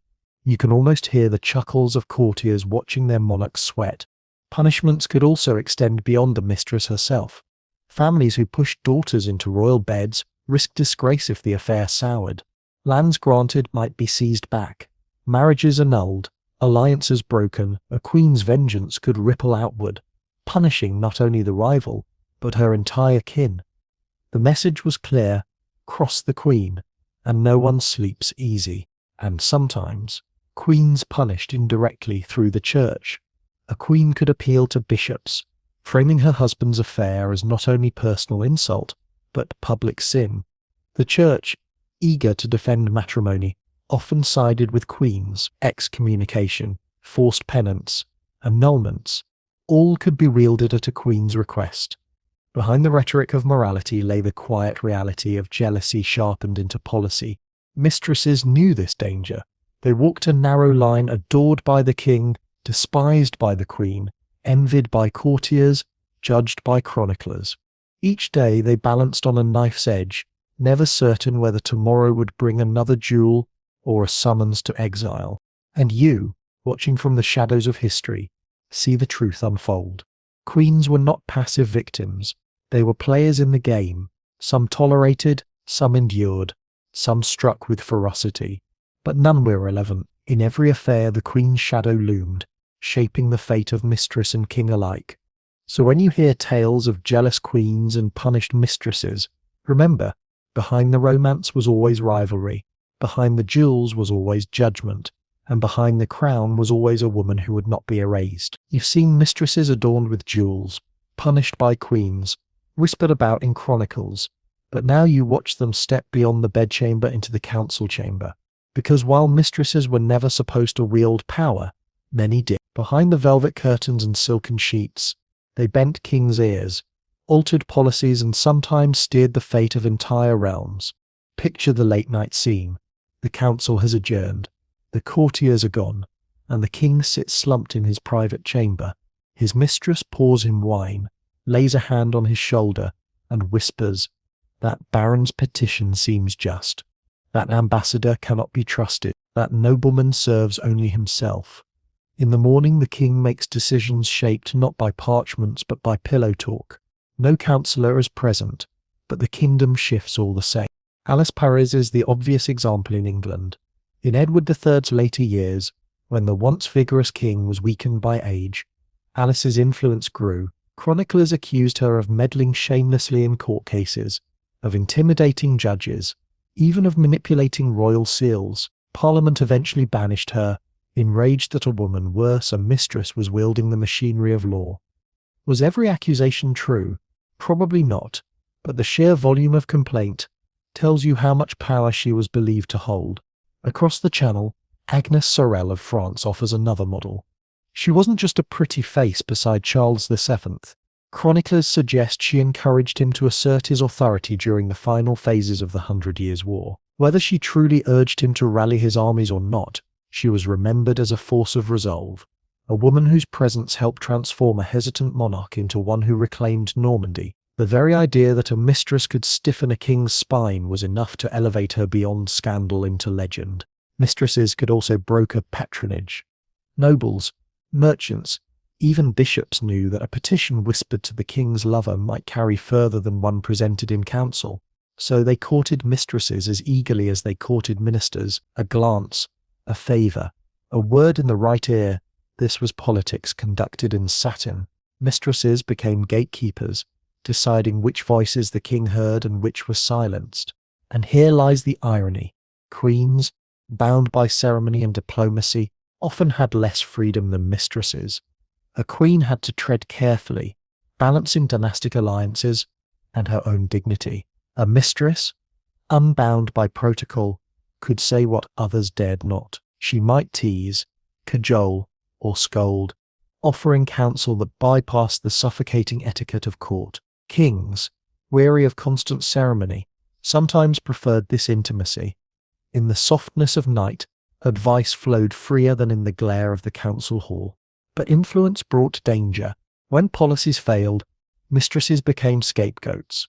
If taxes rose, if wars dragged on, if famine struck, courtiers whispered that the king was bewitched by a woman's counsel. Jane Shore, beloved of Edward I, interceded for many petitioners, winning a reputation for kindness.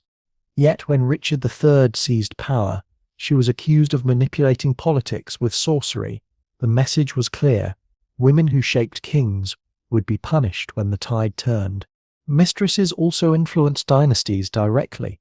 By bearing royal bastards, they created new lines of power, sometimes legitimized, sometimes not. Catherine Swynford's children with John of Gaunt became the Beauforts, a family whose descendants played decisive roles in the Wars of the Roses and Barnd.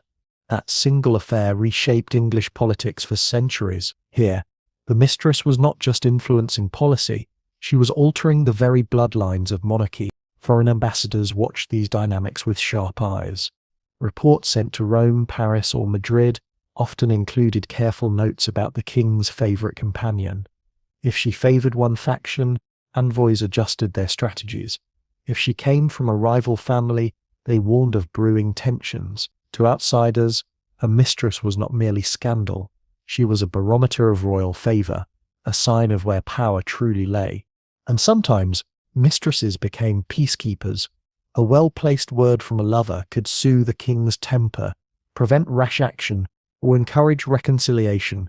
Chroniclers occasionally hint at mistresses urging mercy, persuading kings to pardon enemies or temper punishments. Was this out of kindness or calculation to protect allies? Both, perhaps.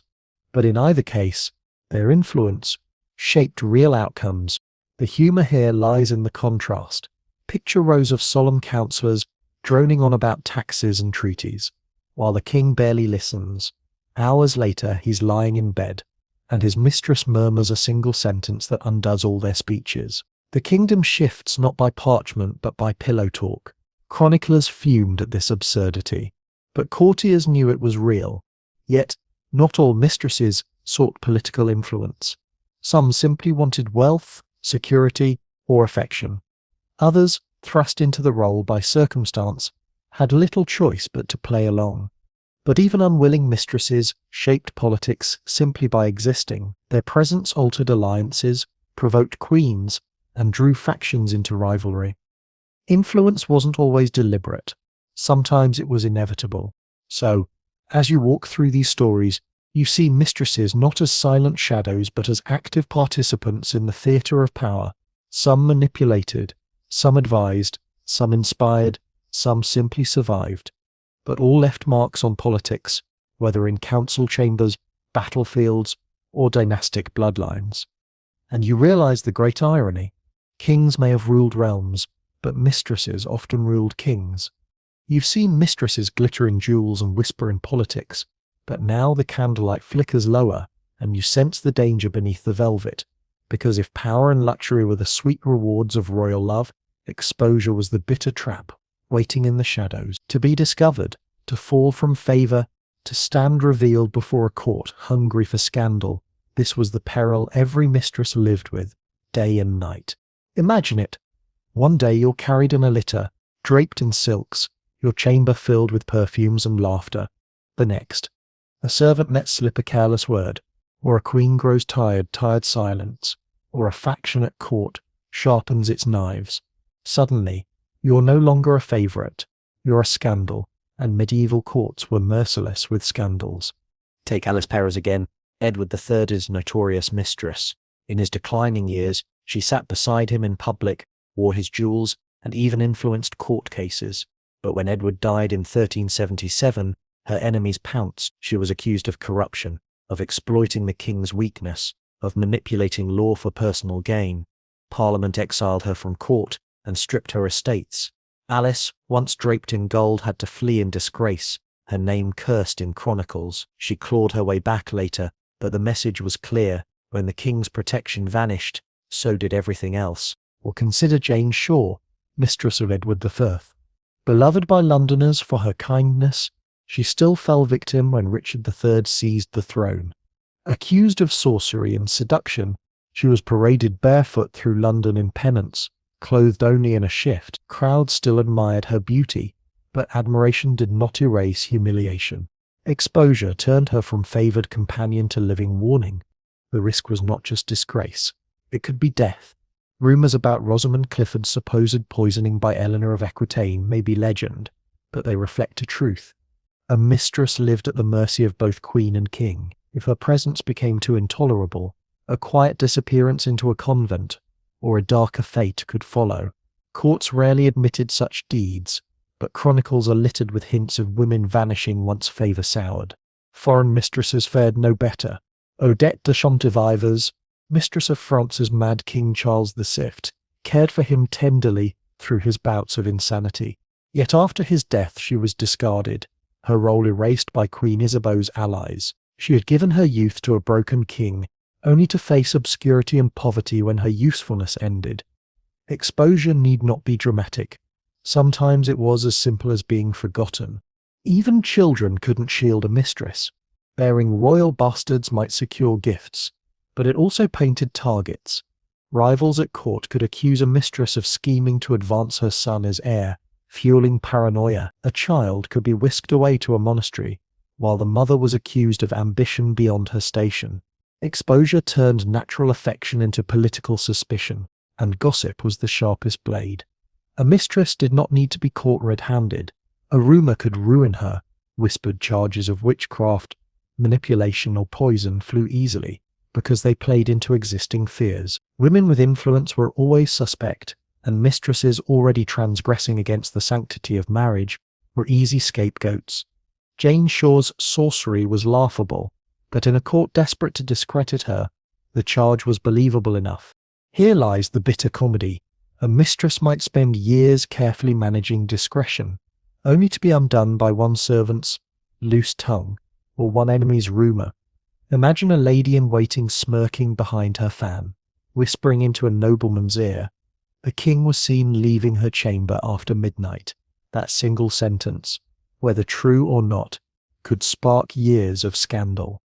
Truth mattered less than the thrill of exposure. The church amplified the danger. Sermons railing against adultery often hinted at the king's sin without naming names. The congregation didn't need names. They already knew. Exposure turned mistresses into living symbols of sin, their faces painted in sermons as warnings. To be pointed at from a pulpit was as damning as being dragged into court. And when mistresses fell, they rarely fell gently. Gifts were stripped, estates seized, jewels reclaimed. Courtiers who had once bowed to them turned away in mock piety. Queens, if they were merciful, sent them to convents, where their voices vanished into chants. If not merciful, they ensured disgrace so total that even the mistress's children bore the stain. Yet, strangely, exposure also created legends. Rosamund Clifford, Jane Shore, Agnes Sorel. Many women are remembered today precisely because scandal dragged them into the open. Their humiliation became their immortality. Chroniclers who sought to destroy them ensured that centuries later, their names still glow. The irony is sharp. The greatest danger to mistresses' exposure was also the reason we still speak their names. So you walk through the halls of memory and see the cost of royal love. A jeweled necklace glitters on the floor, abandoned. A door slams shut on a woman sent into exile. A crowd jeers as a barefoot figure walks in penance. Each image is a reminder that intimacy with kings was never safe. To be a mistress was to live in a house of cards. Each gift was a stone, each secret a beam. But exposure was the gust of wind that toppled it all. And in medieval courts, the wind always blew hardest, where the whispers were sweetest. You've seen mistresses glitter in jewels, topple in disgrace, and even bend kings' ears toward war or peace.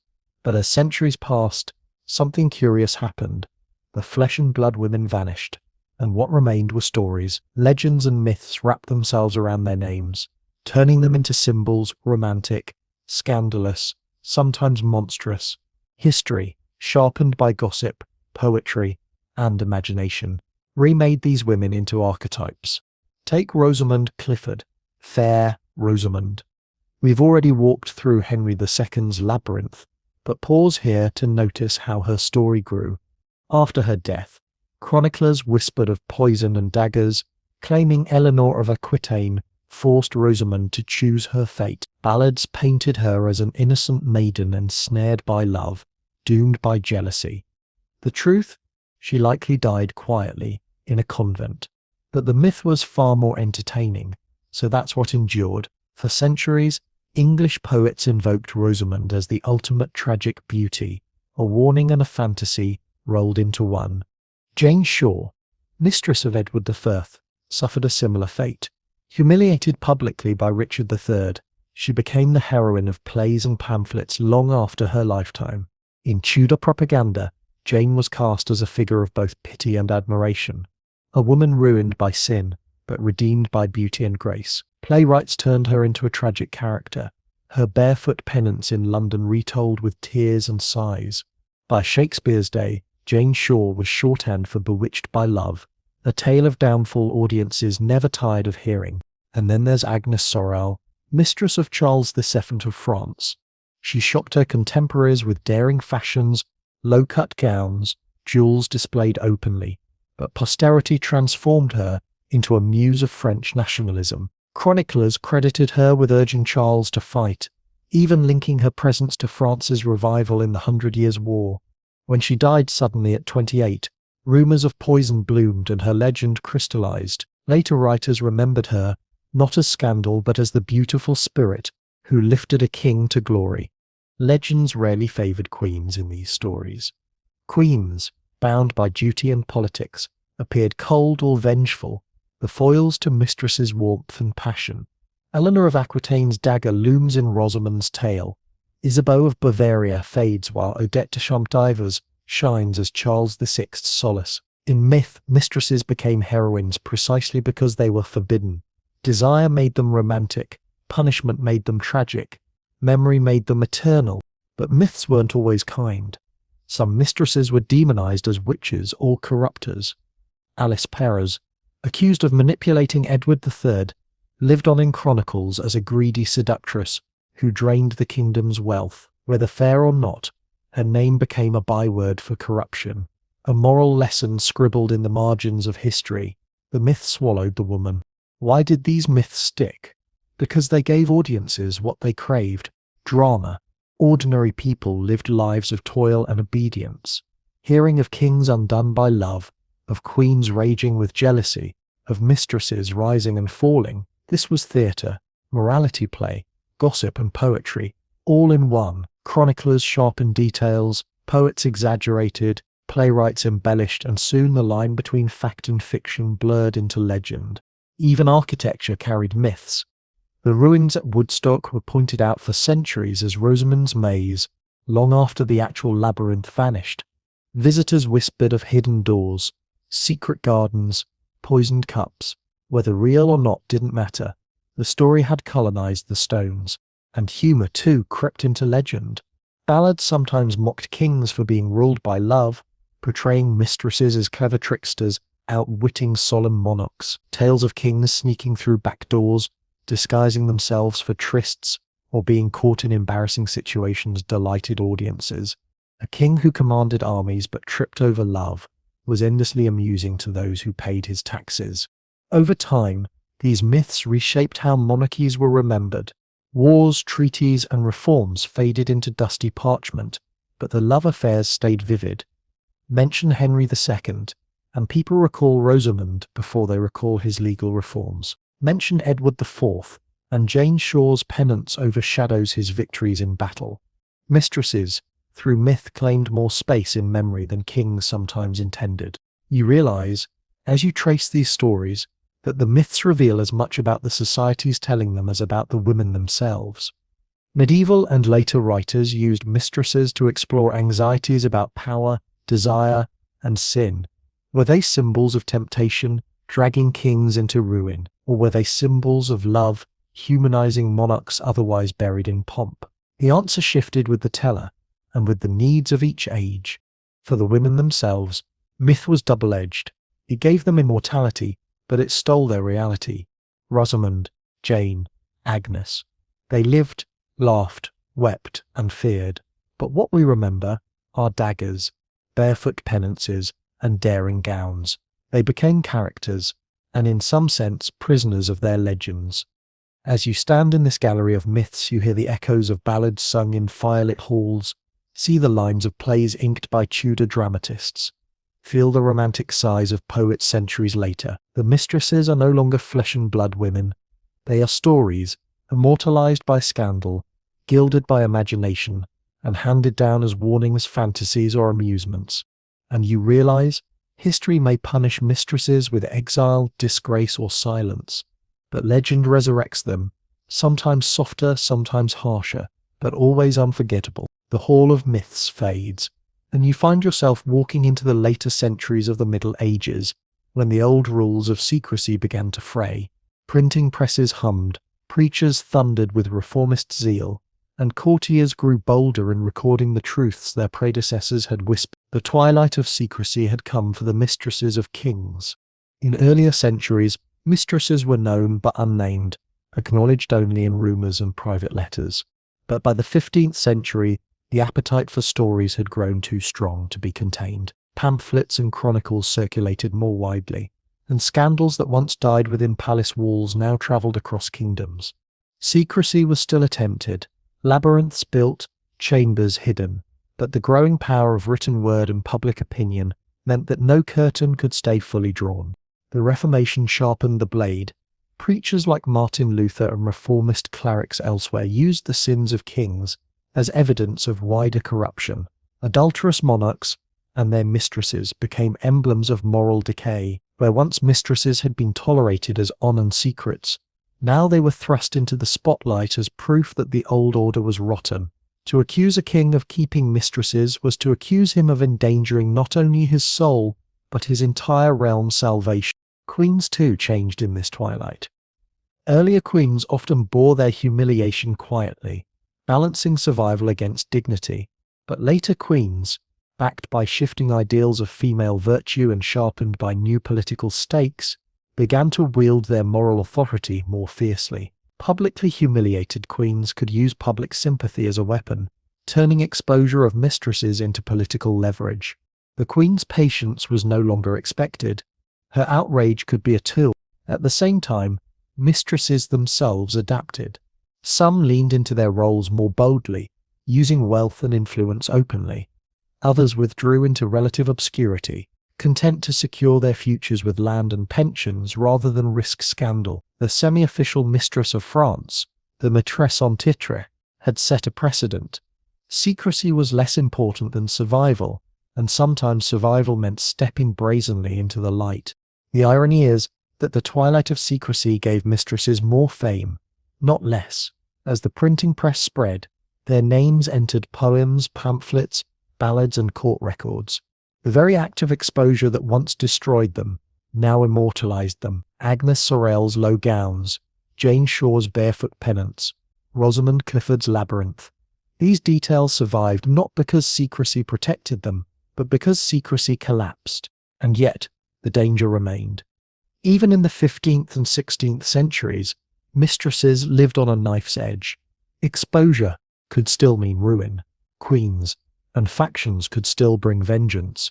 But increasingly, once a scandal broke, it was no longer erased. It lived in ink, sung in ballads, whispered across borders. The twilight of secrecy was the dawn of reputation, and reputations, good or bad, outlasted even crowns. You linger in this twilight. Sensing the paradox, mistresses had once lived in shadows, fearing exposure.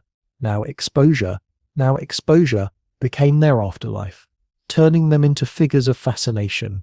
Some were reviled, others romanticized, but all were remembered. And as the medieval world faded into the modern, the secret mistresses of kings no longer belonged to courts. They belonged to history itself. The candles burn lower now, their flames trembling as if ready to sleep. The whispers of courts and corridors soften, retreating into the distance like echoes down a long stone hall. You've walked with queens and mistresses, seen jewels exchanged in secret, heard laughter slip beneath closed doors, and felt the cold weight of punishment when silence finally broke. You've watched how rumor became legend, how hidden chambers turned to ballads, how secrecy unraveled until every scandal was caught in the net of history. Let the images fade now. The labyrinth at Woodstock, the jeweled gowns of Agnes Sorel, the barefoot walk of Jane Shaw. These are not ghosts to haunt you, but shadows reminding you how human even the highest crowns could be. Kings, for all their power, longed for warmth in the dark. Mistresses, for all their peril, sought security, affection, or simply survival. Queens, for all their dignity, learned when to endure, when to strike, and when to let time avenge them. The world of mistresses was never only about passion. It was about politics, survival, and the strange intimacy between love and power. It was about the way secrets shape kingdoms, and how secrecy, once broken, can echo longer than truth. So breathe slower now. Let the flicker of scandal settle into stillness. Imagine the torchlight dimming, the voices hushed, the heavy doors of the castle closing for the night. Outside, the stars keep their watch, indifferent to crowns, indifferent to whispers. And you, safe in the present, can close your eyes knowing that history, for all its storms and scandals, has already passed.